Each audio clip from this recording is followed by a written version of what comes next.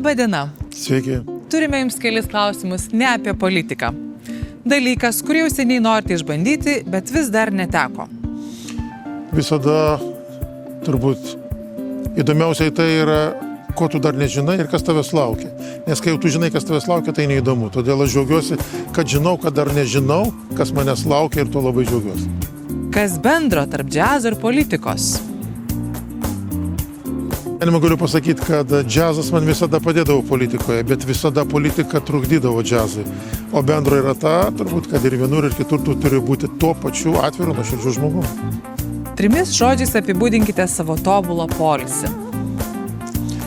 Šeima, džiazas, saulė. Grožinė literatūra, biografija ar istorinės knygos?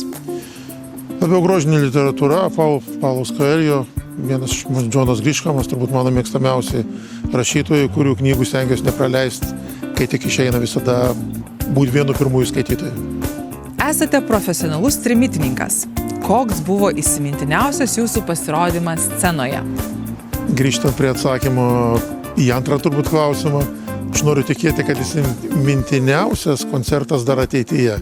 O šiaip kiekvienas koncertas kažkuom įsimintinas. Išskirti vieną iš visų labai sudėtinga, bet kaip ir rašytojo geriausia knyga dar neparašyta, atlikėjo geriausias kūrinys nesugrotas, tai tikiuosi, kad įdomiausias pasirodymas dar ateityje, kada nors. Ar yra svajonių scena, kurioje norėtumėte sugroti? Na, turbūt kaip džiazo muzikantui būtų pakankamai lengva pasakyti, koks nors Blue Note džiazo klubas New York'e, Tokijuje ar dar kur nors. Ir aš tikiu, kad šita svajonė tikrai kada nors išsipildys. Koks jūsų požiūris į sėkmę? Tai talentas, darbas ar atsitiktinumas? Tikrai neatsitiktinumas ir tai yra pasekmė darbo, talento ir noro sėkmę pagauti. Kaip jūsų gyvenime atsirado latvių kalba? Dėl darbo, bičiulių ar tiesiog iš smalsumo? Na, mano mama iš Žagarės, tiesiog iš Latvijos pasienio, tai ji visada, naudodamasi progą ar galimybę, visada kalbėdavo latviškai.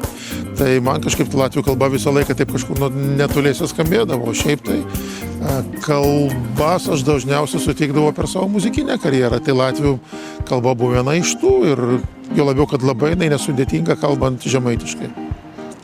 Gražiausia vieta pasaulyje, kurioje esate buvęs? Vieta gražiausia, kurią esu buvęs, galbūt Japonija, galbūt ir Amerikoje keletą vietų, bet vėl grįšiu prie to paties. Noriu tikėti, kad gražiausią vietą pasaulyje dar pamatysiu. Kas Klaipėdoje žavi labiausiai? Žmonės, jūra ar miesto dvasia? Miesto dvasia tai yra ir žmonės, ir jūra, todėl mane tai labiausiai ir žavi.